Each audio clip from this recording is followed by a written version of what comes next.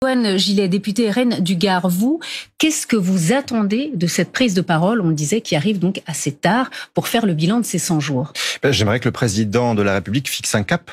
Parce que à l'heure d'aujourd'hui, nous ne savons pas quel est le cap du président de la République. J'aimerais également qu'Emmanuel Macron ait un mot à l'endroit de nos forces de l'ordre et puisse afficher son soutien et même s'excuser sur les propos qu'il a pu tenir dernièrement. J'aimerais aussi qu'il... Pour vous, le cap n'a pas été fixé lors de la prise de parole vendredi avant le Conseil des ministres? Très clairement non.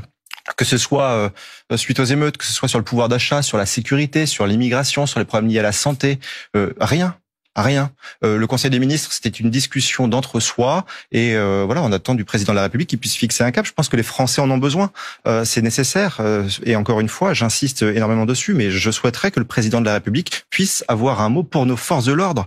Il a tenu des propos inacceptables il y a quelques semaines à l'endroit des forces de l'ordre. Il faut qu'il puisse s'excuser et qu'il puisse retrouver une stature de chef d'État. Comment vous réagissez, vous, justement, à ces propos qui ont été tenus ce matin dans le Parisien par le directeur de la police nationale sur l'incarcération de ce policier de la BAC qui est soupçonné de violence envers un jeune pendant les émeutes? Comment vous réagissez, vous?